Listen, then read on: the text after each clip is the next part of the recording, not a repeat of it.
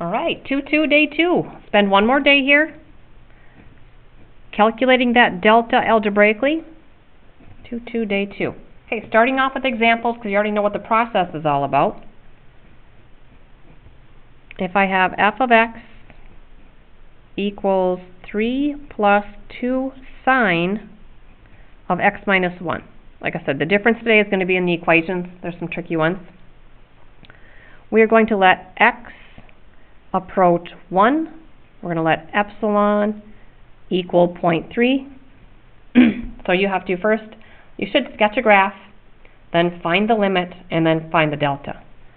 So we'll sketch, find the limit as x approaches 1, and calculate delta algebraically. Okay, sketch first.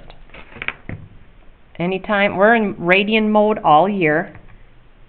Radian, I'm good there. 3 plus 2 sine x minus 1.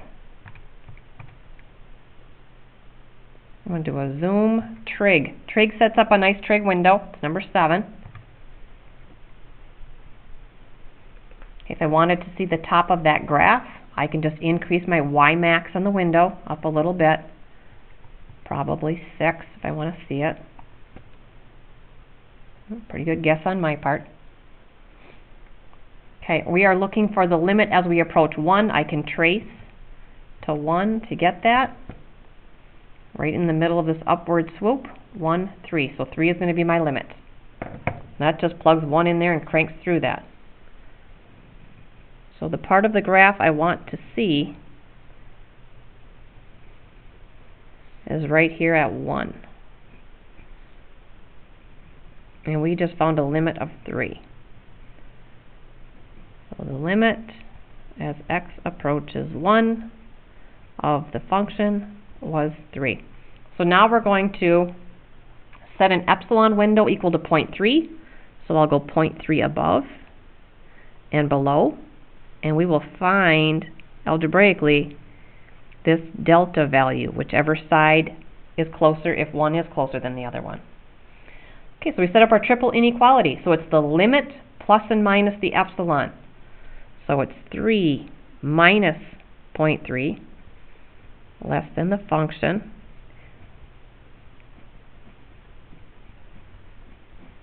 and then the limit of 3 plus the 0.3 epsilon.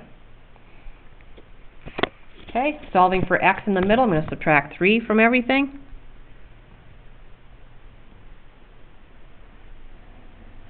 So 3 minus 0.3 minus 3 more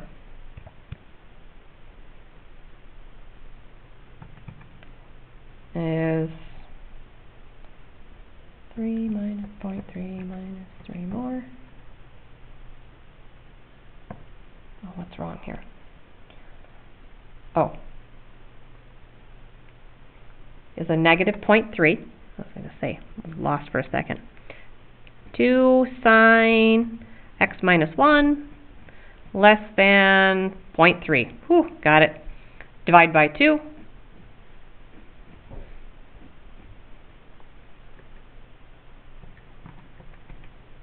Let's see, negative 0.15 is less than sine of x minus 1 is less than 0.15. Okay, now my x is trapped inside of the sine function. What you need to do to undo this is take the inverse sine of everything. So that means inverse sine is that little negative 1 thing. Inverse sine is right above your sine key. Inverse sine. So when I work this out, if you remember from trig, the inverse sine is right here above your sine. So to get that, use your second function, negative 0.15, and I get negative 0.1506. So negative 0.1506 is less than, what happens here, the sine goes away, I'm still left with the angle x minus 1. And then I'll do the inverse sine of a positive 0.15, and I get a positive 0.1506, add 1. 1.1506 is less than x is less than 1.8494. Okay, I'm going to check. I was approaching 1, both of these numbers. One's on each side of 1, so I think I did a good job there. Now I just have to figure out, remember this is the x value, delta is the distance away. So where I drew this down, this is at the 0.8494. This one over here is the 1.1506. So to figure out the delta here, we want, the delta is always a distance, it's got to stay positive. So to get the delta here, we're going to go distance away from 1 will be 1 minus the 0.8494. Over here, I'll take this number and subtract 1. So here I'm going to get a delta equal to 0.1506. Over here, 1 minus 0.8494. Same thing, 0.15, so it was symmetrical. Kind of looked like it was going to be. So we found our delta window. Okay, and again, just like yesterday, we want to go through that algebra and carry the epsilon through and show what it comes out for any epsilon. So I know it comes out symmetrical. It doesn't matter which side of this I set up. I'm just going to choose to set up the right-hand side. So I'll do it side by side. Instead of putting in the 0.3, I'm going to put in the epsilon. So it'll be 3 plus epsilon. It's still my limit plus the epsilon is the outside on the integral. Or not the integral, the inequality. First step is subtract 3. The steps are parallel to what I did over here. 2 sine x minus 1 less than epsilon. Divide by 2.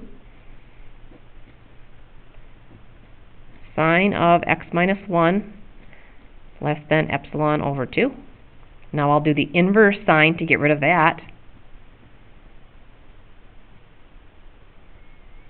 So that cancels that, x minus 1.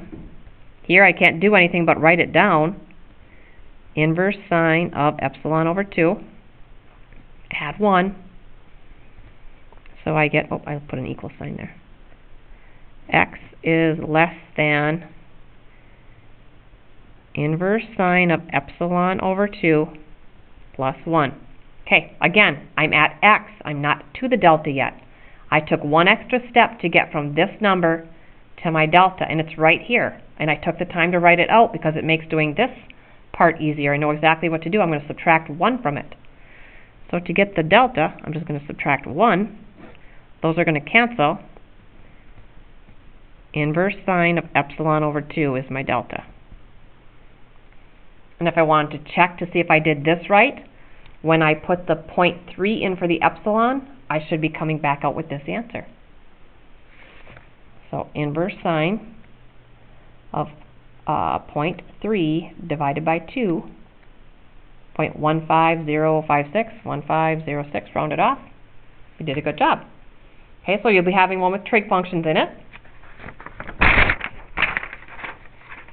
Number 2, oh, before we get to number 2, I don't know if you got to logarithms in advanced algebra or not, but there's a property we're going to use in this next one that I want to quickly review. If you have the log, base 10 or base anything really, of a to the b power, the property we're going to use is the exponent property, which says the exponent can come down as a multiplier out in front of the log.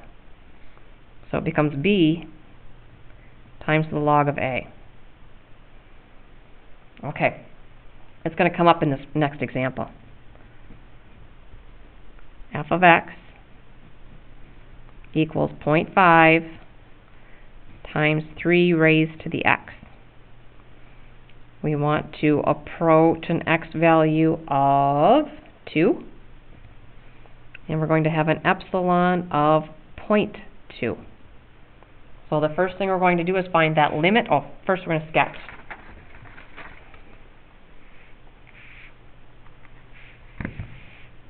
So it's 0.5 times 3 raised to the x. Go back and do a zoom 6. It's an exponential graph, and we are approaching 2, so I'll trace to 2, hit enter. My limit's 4.5.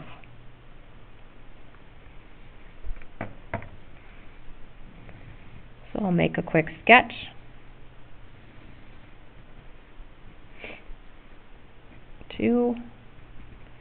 I get 4.5. Okay, so now we're ready for the triple inequality to calculate the delta algebraically. So it's the limit plus and minus the epsilon. So 4.5 minus the 0.2, the function goes in the middle, 1/2 times 3 raised to the x, and then that limit of 4.5 plus the epsilon. I like to take the time to write that out that way, and then it sinks in my brain a little bit better. Okay, first step is going to be to get rid of this 0.5, so we're going to divide by 0.5. So you obviously have to do your subtracting first and then divide. Oh, I hit something. Okay, 4.5 minus the 0.2, divide by 0.5, 8.6. We have 3 to the x, and then here that's going to be 4.7 divided by 0.5, 9.4. Okay, again, if you didn't get to logarithms in advanced algebra, when the x, you wouldn't know how to solve this, but when the x is up in the exponent, I always remember this. I learned it actually in college. You have to hit it with a log to knock it down. And I always remembered that phrase he said. I'm like, oh, cool. So if your x is up, hit it with a log to knock it down. So what we're going to do is take the log of everything. So I'm going to take the log of 8.6 is less than the log of 3 to the x is less than the log of 9.4. And how this helps me is now I can use that property that I showed you at the beginning. Just a minute while I turn that off. Okay, so that property that I showed you at the beginning, I have the log of 3 to the x. I can bring that exponent down as a multiplier. Then I'll be able to solve for the x. So my next step is going to be just to take this down out in front here. So I could get the decimal for this right now, but I'm going to wait. The log of 8.6 is less than x times the log of 3 is less than the log of 9.4. So again, this is x times the log of 3. To get rid of that, I'm going to divide. So I'm just going to divide all 3 parts by log 3.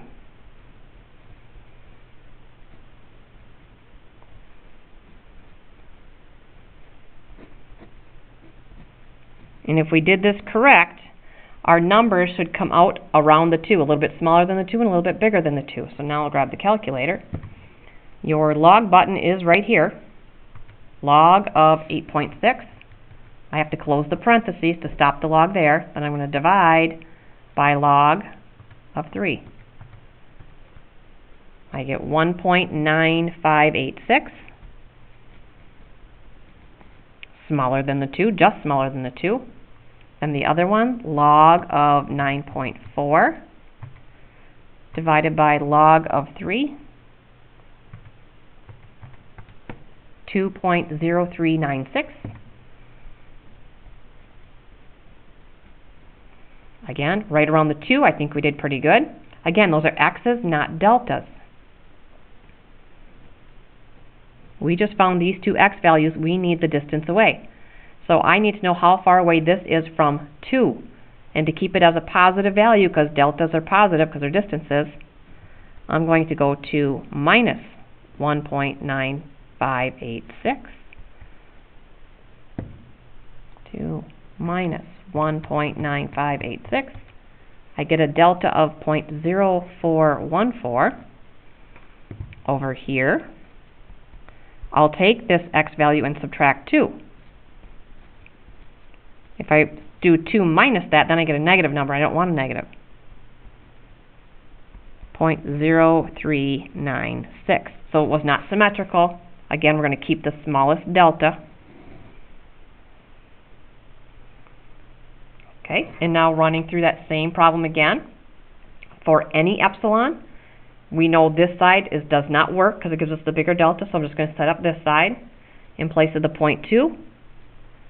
I'm going to put it for any epsilon and go through these steps. So good practice with your algebra today. 4.5 plus epsilon. Divide by the half. Divide by the half. Okay, I'm going to distribute that to both of them. So 4.5 divided by a half, I think it's going to be 9. Because it's like multiplying by 2. If I divide by a half, like I said, dividing by a half is the same as multiplying by 2. That's 2 epsilon. Okay, if you have questions on that, you can ask me tomorrow. We got to do the log now on both sides.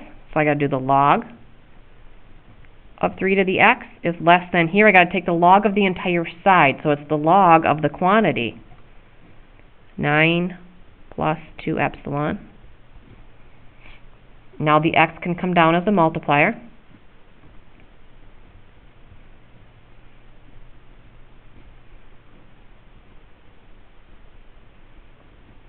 Divide by the log of 3.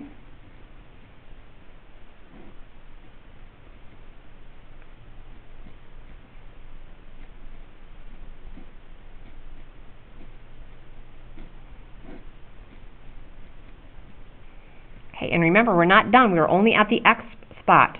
We're right here at the 2.0396 if I was to put in the 0.2 here.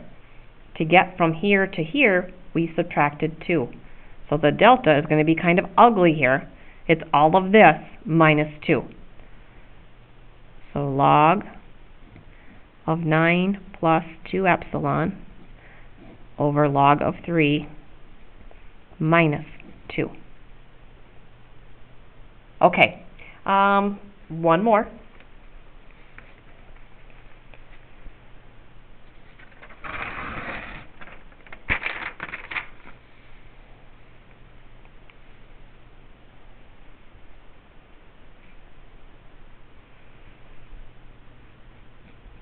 And it's a piecewise graph.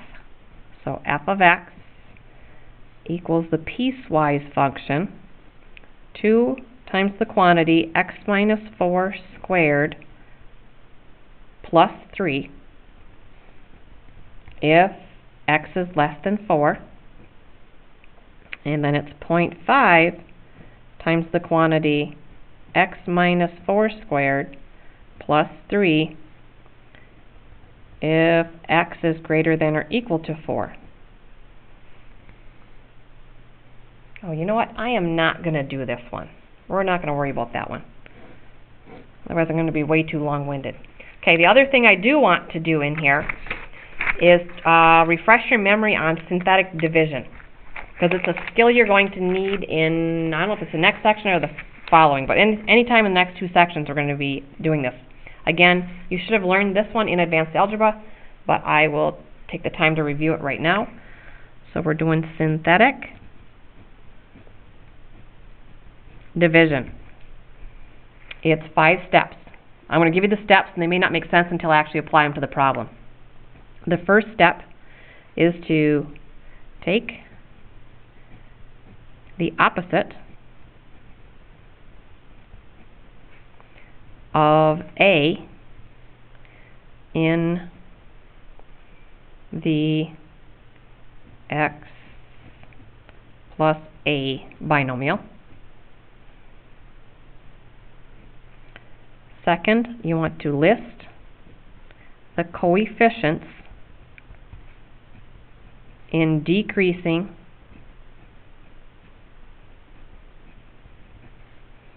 powers of x. Third step is to raise the first term.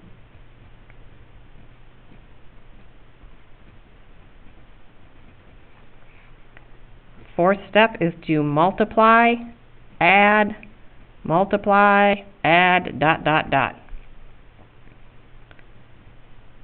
And then write the answer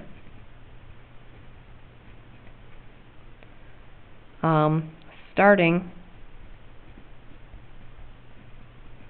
with exponent 1 lower. Okay, none of that makes sense until I take you through an example. And what I hope to do is if you ever forget, you can look back and this will be enough to refresh your memory. So we're going to go through a couple of these. Now this will be example 3. Let's go x cubed minus 5x squared plus 10x minus 8. And if we wanted to divide that by the binomial x minus 2. Okay, we can do this synthetically. This is our x minus a term or x plus a term.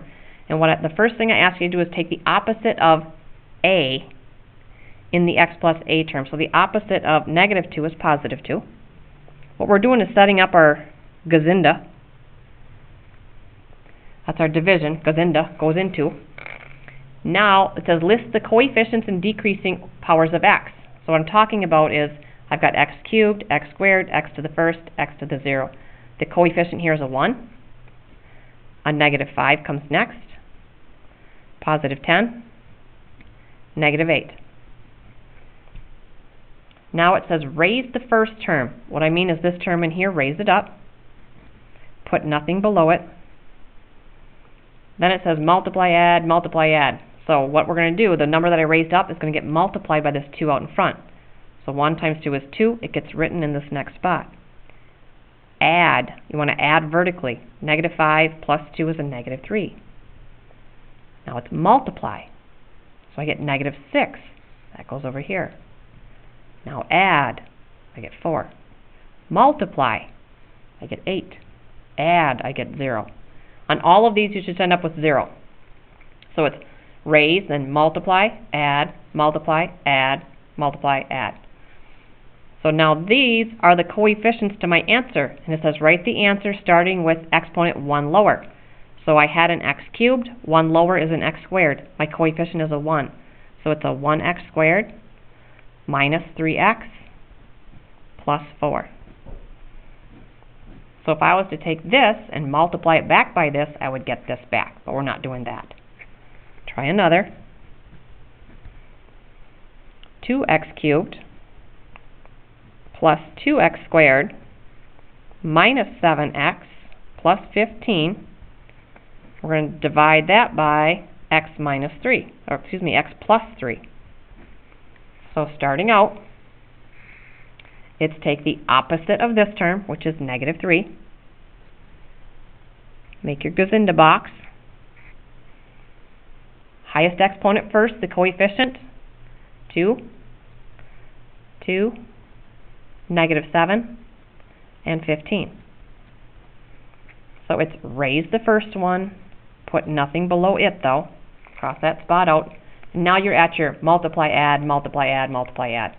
So multiplying, I get negative 6, adding, negative 4, 12, adding 5, negative 15, 0. So my answer is 2x, 1 lower, squared, minus 4x, plus 5. And we're going to go one more for good measure, and you'll see why in a minute here. I'm going to squeeze it in. I've got x to the 4th minus 16 divided by x minus 2. So, take the opposite here, I get a 2. My highest exponent is x to the 4th, that's a 1. But notice there's no terms in the middle here. I don't have a cubed term, a squared term, an x to the 1st term. I do need placeholders in my division box, so I need a 0x cubed, 0x squared, 0x, and then a minus 16. Okay, now raise the first one, nothing here, multiply, add, multiply, add, multiply, add, multiply, and you'll know you did this right when you get 0 on the end. If you don't get 0, you've got some kind of a mistake in it. They're multiplying or adding, obviously. And now the final answer would be, because this started out x to the 4th, this 1 is representing my x cubed term, plus 2x squared, plus 4x, plus 8. Okay, so your homework today are to do these, the 4 synthetic division on that little, not even a half sheet of paper I gave you. And page 45, we can't do the piecewise one because I didn't do it. You get 10 and, oh, I gave you that one yesterday. Shoot. Should be 7, 10, and 12. I've got to fix that. Okay,